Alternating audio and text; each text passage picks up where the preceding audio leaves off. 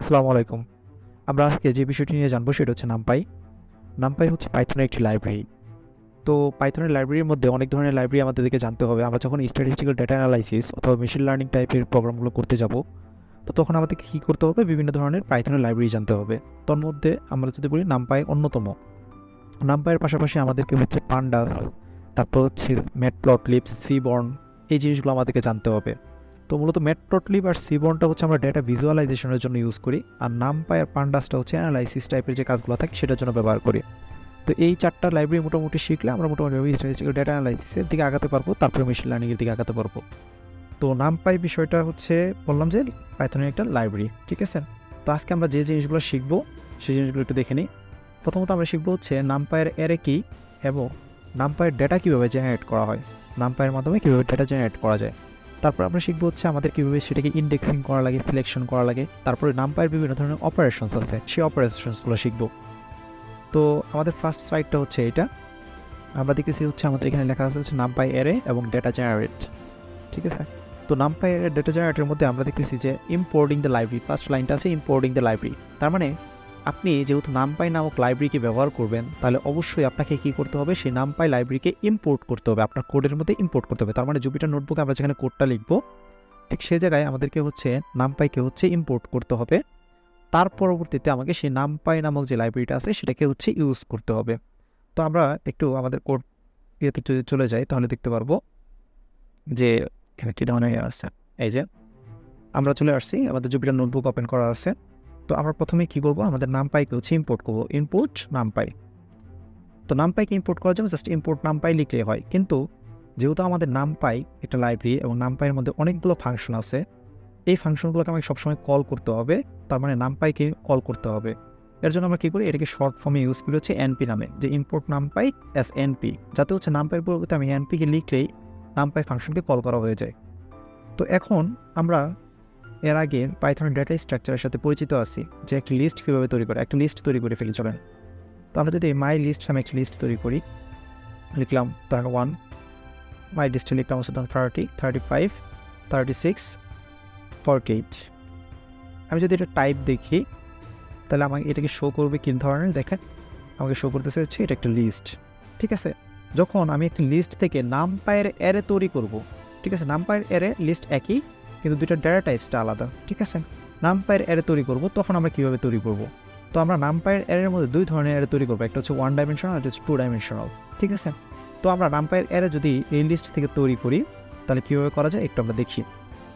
আমি চাচ্ছি আমি একটা অ্যারে তৈরি করব, তাহলে মাই অ্যারে নামে একটা ভেরিয়েবল নিলাম, ইজ ইকুয়াল টু আমি লিখলাম এনপি ডট অ্যারে। হ্যাঁ, এনপি ডট অ্যারে।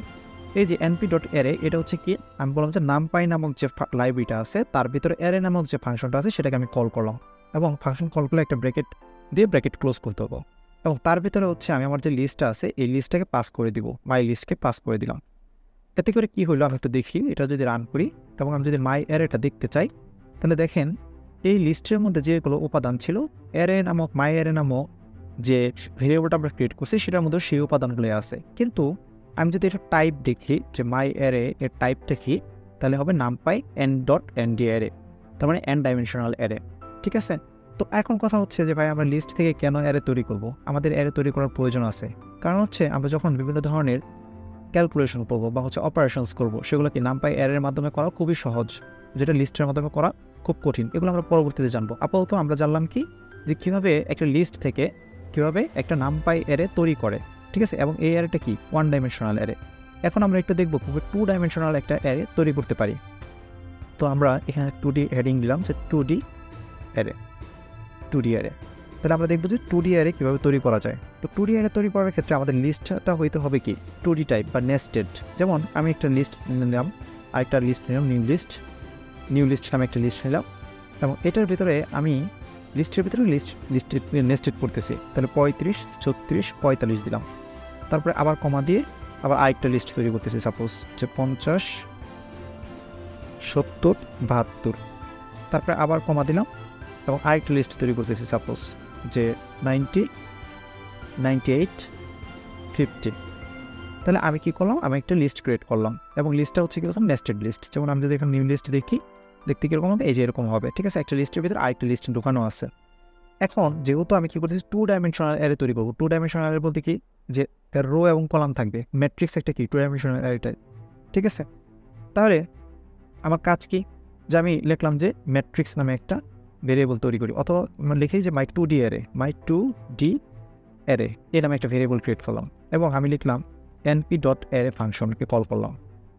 কেননা আমার যখন আমি একটা লিস্ট থেকে অ্যারে তৈরি করতে যাব তখন কি করতে হবে, আমাকে একটা কি যে ওই np.array নামক ফাংশনকে কল করতে হবে। এরপর আমি কী করবো, নিউ লিস্টকে পাস করে দিলাম। তাহলে এখন আমি যদি মাই 2D অ্যারে দেখি, তাহলে দেখবো কি আমার একটা অ্যারে আছে এবং সেটা কীরকম দেখা যাচ্ছে, সেটা হচ্ছে আমার অনেকটা ম্যাট্রিক্স ফর্মেটে চলে আসছে, যেটার মধ্যে আমরা কি দেখতেছি যে ম্যাট্রিক্সের এই যে রো আছে, তারপর কলাম আছে।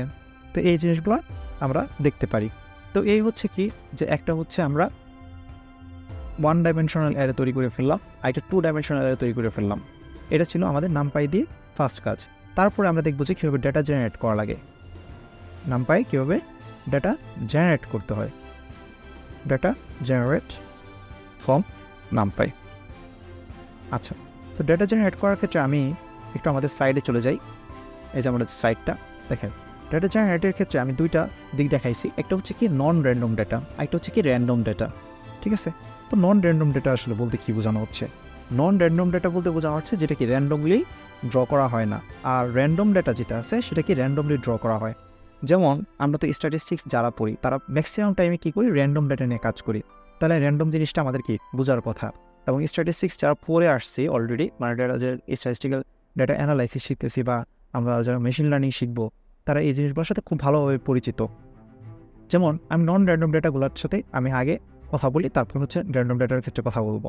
তো আমরা কী করতেছি, নন র্যান্ডম ডেটা ক্রিয়েট করতে যাচ্ছি। এখন নন র্যান্ডম ডেটা ক্রিয়েট করার ক্ষেত্রে আমাদের কী হচ্ছে যে নন র্যান্ডম ডেটার ক্ষেত্রে আমরা চাচ্ছি সাপোজ যে আমরা 0 থেকে 100 পর্যন্ত সবগুলো ডেটাকে নিতে চাচ্ছি, বা 0 থেকে 100 পর্যন্ত সবগুলো সংখ্যাকে আমরা কী করতে চাচ্ছি, একটা ভেরিয়েবলের মধ্যে স্টোর করতে চাচ্ছি। তাহলে এটাকে একটা নন র্যান্ডম ডেটা, ঠিক আছে, মানে সবগুলো সংখ্যাকে নিচ্ছি, আমরা র্যান্ডমলি নিচ্ছি না। তাহলে সেক্ষেত্রে আমরা কী করতে পারি, আমাদের এনপি যে এটা আছে বা নামপাই যে লাইব্রেরিটা আছে, সেই লাইব্রেরিটার ভিতরে আমাদের অ্যারেঞ্জ নামে একটা ফাংশন আছে, অ্যারেঞ্জ, np.arrange, এবং এই অ্যারেঞ্জ নামক ফাংশনের ভিতরে আমরা একটু যদি আমরা শিফট এবং ট্যাব চেপে ধরি, শিফট এবং ট্যাব একসাথে চেপে ধরি, তাহলে আমরা দেখতে পারবো যে এখানে আসলে কী হয়।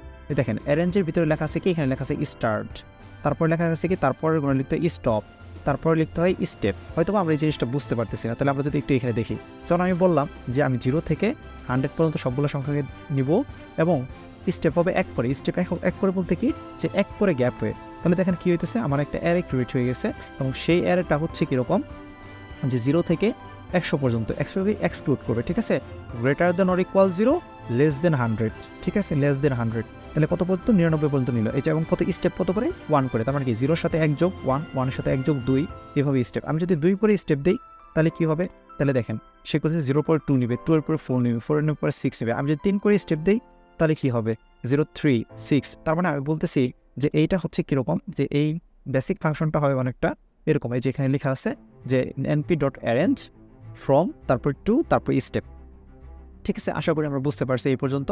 তারপরে একটা বিষয় হচ্ছে যে এটা তো একটা কি ভেরিয়েবলের মধ্যে আমরা কী করি স্টোর করি, আমরা চাইলে এটা ভেরিয়েবলের মধ্যে স্টোর করতে পারি। লাইক হচ্ছে কি x = np.arrange 0 থেকে 100 পর্যন্ত, তুমি হচ্ছে কি 3 করে স্পেস নিয়ে বা স্টেপ নিয়ে তুমি আমাকে সংখ্যাগুলো দাও, এবং যদি এক্সকে দেখতে চাই, এই যে এক্স নামক ভেরিয়েবলের মাঝখানে আমার কী হয়ে গেছে, এই যে এরকম একটা অ্যারে ক্রিয়েট হয়ে গেছে, এবং অ্যারেতে আমার 0 থেকে 99 পর্যন্ত সবগুলো সংখ্যায় আছে, এবং সবগুলো সংখ্যাকে 3 করে গ্যাপ করে 0, 3, 6 এইভাবে। তাহলে এটাকে একটা নন র্যান্ডম ডেটার ক্ষেত্রে, ঠিক আছে। আমি যদি দেখি যে এখানে আমাদের কতগুলো সংখ্যা আছে, তাহলে আমি কী করতে পারি, লেন্থ অফ এক্স ইউজ করতে পারি, লেন্থ অফ এক্স, যেটা বোঝানো হয় যে এক্সের লেন্থ কত, আমার এখানে 34টা ডিজিট আছে বা সংখ্যা আছে, ঠিক আছে, 34টা নাম্বার এখানে আছে।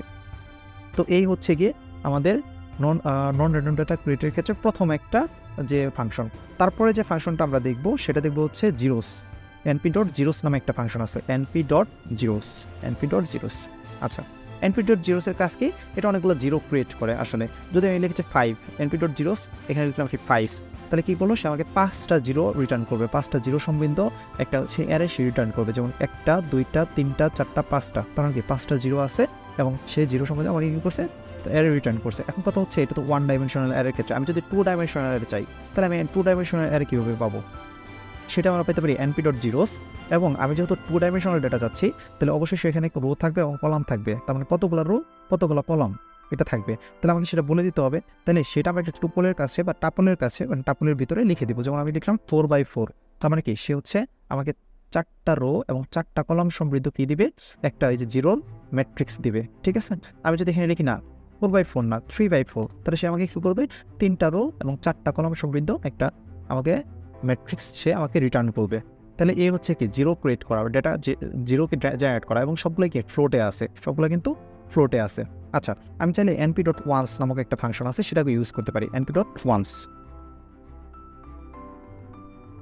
তো np.once যদি আমি লিখি, ধর সাপোজ 4 লিখলাম, জাস্ট সে কী করবে, 1 ডাইমেনশনাল একটা ডাটা ক্রিয়েট করবে এবং সেটা কী করবে, 4টা 1 নিয়ে কাজ করবে, 4টা 1 এবং 1.1.1 এভাবে লেখা আছে। এগুলো কিন্তু ফ্লোট টাইপের ডাটা। হ্যাঁ, ডিফল্টভাবে ফ্লোট টাইপের ডাটা আসে। আর আমি যদি np.once এবং তার ভিতরে যদি একটা টাপল লিখি যে আমি কত বাই কত, আমি সাপোজ 3x3 একটা টাপল চাচ্ছি, তাহলে কী করবে, সে 3x3 আকারের একটা ম্যাট্রিক্স শুধুমাত্র 1 দিয়ে সে সাজায় আমাকে দিয়ে দিবে। তাহলে এই হচ্ছে কি আমাদের নন র্যান্ডম ডেটা ক্রিয়েশন। তাছাড়াও আরেকটা আমাদের নন র্যান্ডম ডেটা আছে, খুবই ইম্পর্টেন্ট একটা ডেটা ক্রিয়েটের একটা মাধ্যম আছে, সেটা হচ্ছে কি লিন স্পেস বা linearly space, np.lin space, np.lin space. আচ্ছা, np.lin স্পেস এটা আসলে কীভাবে কাজ করে এটা আমাদের একটু দেখা দরকার।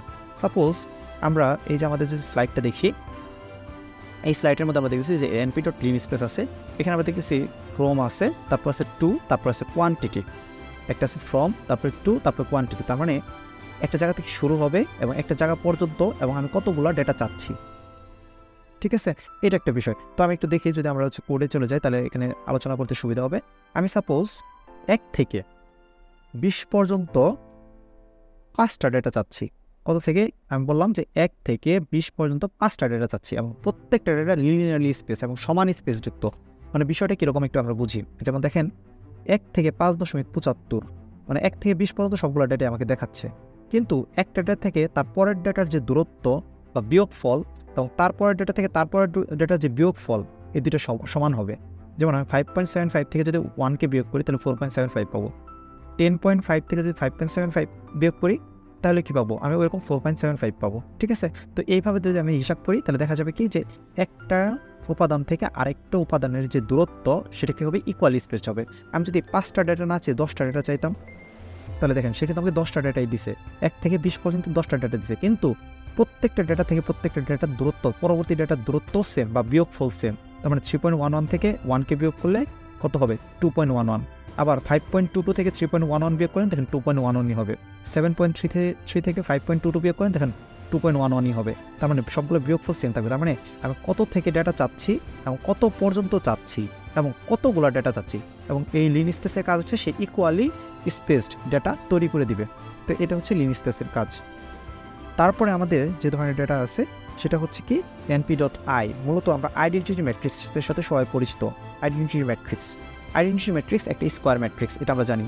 আইডেন্টিটি ম্যাট্রিক্স একটা স্কোয়ার ম্যাট্রিক্স, এবং সেই কর্ণ বরাবর উপাদানগুলো হচ্ছে 1 এবং বাদবাকি উপাদান হচ্ছে কত, 0, এটা আমরা জানি।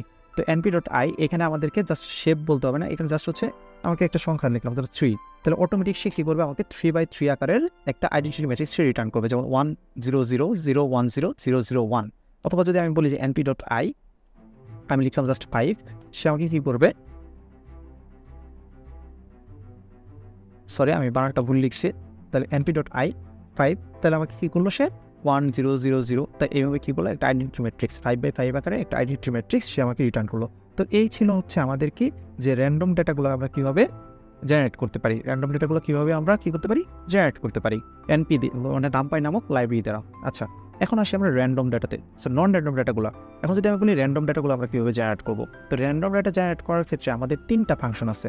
আমাদের টোটাল ফাংশন হচ্ছে 3টা। একটা হচ্ছে np.random.rand, আরেকটা আছে np.random.randn, আরেকটা আছে np.random.randInteger বা int। হ্যাঁ, তো এই 3টার মাধ্যমে আমরা কী করতে পারি, ডাটাকে ক্রিয়েট করতে পারি। তো প্রথমত আমাদেরকে এখানে কিছু জিনিসপত্র বুঝতে হবে, সেটা হচ্ছে যে এই যে র্যান্ডম ইন্টিজার যেটা, এটা হচ্ছে এখানে কী দেওয়া লাগে, ফ্রম দেওয়া লাগে, টু দেওয়া লাগে, তারপর সাইজ দেওয়া লাগে। বিষয়টা হচ্ছে অনেকটা এরকম যে np.arrange এর মতন, কিন্তু এখানে ফ্রম টু আর স্টেপ থাকতো। তার মানে আমি যদি 0 থেকে 100 পর্যন্ত ডেটা চাইতাম, এবং কত করে স্টেপে চাচ্ছি সেটা আমাকে রিটার্ন করতো। কিন্তু এইখানে কি হয়, ফ্রম টু আর সাইজ থাকে। ফ্রম টু সাইজ বলতে কি, ধরুন আমি 0 থেকে 100 পর্যন্ত ডেটা চাচ্ছি, কিন্তু সাইজ বলতে কি যে আমি 10টা ডেটা চাচ্ছি, সে র্যান্ডমলি আমাকে 0 থেকে 100 পর্যন্ত 10টা ডেটা সে জেনারেট করে দেবে এবং ইন্টিজার টাইপের ডেটা জেনারেট করে দেবে। এর জন্য আমরা কী করি, np.random.rand ইন্টিজার টাইপের যে ফাংশনটা আছে সেটা আমরা ইউজ করি। কিন্তু আমরা যখন এইখানে np.random.rand অথবা np.random.randn নামক যে এটা আছে, ফাংশন দুইটা আছে, এইগুলোকে ইউজ করবো, তখন আসলে কি হয়, তখন আসলে আমরা প্রবাবিলিটি স্ট্যাটিস্টিক্সে প্রবাবিলিটি পড়ি, প্রবাবিলিটি ডিস্ট্রিবিউশন পড়ি। সেই ডিস্ট্রিবিউশনের মধ্যে খুবই ইম্পর্টেন্ট দুটো ডিস্ট্রিবিউশন হচ্ছে, একটা হচ্ছে ইউনিফর্ম ডিস্ট্রিবিউশন আর একটা হচ্ছে নর্মাল ডিস্ট্রিবিউশন। যখন আমি np.random.rand নামক ফাংশন দ্বারা কোনো একটা ডাটাকে ক্রিয়েট করতে চাই, সেই ডাটাটা মূলত ইউনিফর্ম ডিস্ট্রিবিউশন ফলো করে সেই ডাটাগুলো ক্রিয়েট হয়। তার মানে যে স্যাম্পলগুলো আমি পাবো, এক একটা স্যাম্পল ইউনিফর্ম ডিস্ট্রিবিউশনকে ফলো করবে। এবং তারপরে যদি আমি একটা দেখি np.random.randn, এটার কাজ কি, এটার কাজ হচ্ছে এইখানে আমি যতগুলো স্যাম্পল পাবো বা ডেটা আমি ডেটা তৈরি করবো, সেই ডাটাগুলো সবগুলোই কী করবে, নর্মাল ডিস্ট্রিবিউশনকে ফলো করবে। এবং নর্মাল ডিস্ট্রিবিউশনে বলতে এখানে স্ট্যান্ডার্ড নর্মাল ডিস্ট্রিবিউশন ফলো করবে, যার মিন হবে কত, 0, মানে গড় হবে 0, মানে সবগুলো ডাটার গড় হবে 0 বা 0-এর কাছাকাছি, এবং মিন তার ভেরিয়েন্স হবে হচ্ছে 1 বা স্ট্যান্ডার্ড ডেভিয়েশন হবে তার কত, 1। তো এই হচ্ছে গিয়ে মূলত বিষয়, এখানে বেসিক পার্থক্য। np.random.rand এর কাজ হচ্ছে ইউনিফর্ম ডিস্ট্রিবিউশনকে ফলো করা, np.random.randn এর কাজ হচ্ছে নর্মাল ডিস্ট্রিবিউশনকে ফলো করা, আর np.random.randint হচ্ছে ইন্টিজার টাইপের কিছু র্যান্ডম ডেটা ক্রিয়েট করে দেওয়া। তো আমরা একটু দেখি, যদি করে দেখি তাহলে আমরা বুঝতে পারবো। দেখি এখান থেকে আমরা র্যান্ডম ডেটা ক্রিয়েশন,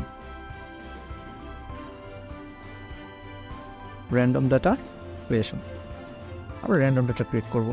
তো র্যান্ডম ডেটা ক্রিয়েট করার ক্ষেত্রে আমরা ফার্স্টেই দেখছি কি যে np.random.rand ইন্টিজারের কাজটা করি, np.random.randint। সাপোজ আমি 5 থেকে 25 পর্যন্ত 3টা ডেটা চাচ্ছি, সে আমাকে কী করতেছে দেখেন, র্যান্ডমলি সে আমাকে 14, 12, 8 রিটার্ন করতেছে। 14, 12, 8 আমার কি র্যান্ডম ডেটা রিটার্ন করতেছে। আর যদি আবার দেই, সে আমাকে আবার র্যান্ডমলি ডেটাগুলো চেঞ্জ হয়ে গেছে, 15, 8, 24। আমি যদি আবার এটাকে রান করি, সে আমাকে আবার কি র্যান্ডমলি আরও 3টা ডেটা দিল, 18, 14, 19।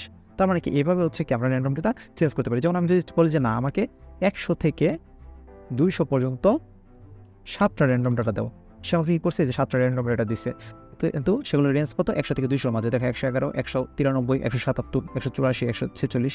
আচ্ছা, এখন ডেটা তো ক্রিয়েশন হলো, চাইলে কি এগুলো আমরা একটা ভেরিয়েবলের মধ্যে স্টোর করতে পারি, লাগে হচ্ছে এক্সট্রা ভেরিয়েবলের মধ্যে স্টোর করলাম, ঠিক আছে। এখন যদি আমি এক্স দেখি, দেখেন 127, 192, 100, এখন যদি আমি আবার যদি এক্স দেখি, এক্সের মান কিন্তু চেঞ্জ হবে না, ঠিক আছে। কিন্তু আমি যদি আবার নতুন করে ডাটা জেনারেট করি, এই লাইনটা আবার যদি রান করি, এখানে কিন্তু ডাটা চেঞ্জ হয়ে যাবে, ঠিক আছে, এবং এক্সের ভ্যালু চেঞ্জ হয়ে যাবে। তার মানে কি র্যান্ডম ডেটা প্রতিবার যখন রান করবো, প্রতিবারই কী হবে, র্যান্ডমলি চেঞ্জ হতে থাকবে।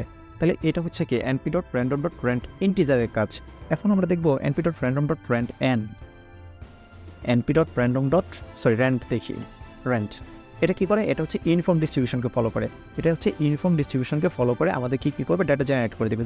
সাপোজ আমার হচ্ছে কতগুলো ডেটা দরকার, সাপোজ আমি বলছি আমার 50টা ডেটা দরকার, সে আমাকে কী করলো, এই যে 50টা ডেটা দিল, এবং সবগুলো যেটাই কী হয়েছে, এগুলো হচ্ছে ইউনিফর্ম ডিস্ট্রিবিউশনকে ফলো করতেছে। এটা আমাদের বুঝতে হবে। আমরা যদি বলি y = np.random.rand50 এবং ওয়াইকে যদি দেখতে চাই তাহলে আমরা দেখতে পাবো। এবং এটাকে যদি আমরা গ্রাফিক্যালি রিপ্রেজেন্ট করি, যখন আমরা ম্যাটপ্লটলিব নামক লাইব্রেরিটা শিখবো, তখন আমরা এটাকে গ্রাফিক্যালি রিপ্রেজেন্ট করলে আমরা দেখতে পাবো যে আসলে ইউনিফর্ম ডিস্ট্রিবিউশনে যে ধরনের হচ্ছে গ্রাফিক্যাল রিপ্রেজেন্টেশন হয়, এই ডাটাগুলোর ক্ষেত্রে ওই ধরনের রিপ্রেজেন্টেশন হচ্ছে। তো আমরা এখন ওগুলো না জানি, আপাতত এটুকু জানি যে np.random.rand যদি করা হয়, তাহলে ইউনিফর্ম নামক যে ডিস্ট্রিবিউশনটা আছে প্রবাবিলিটি ডিস্ট্রিবিউশনে, সেটা ফলো করে, এবং সেটা ফলো করে সেই ডাটাগুলোকে ক্রিয়েট করে দেয়।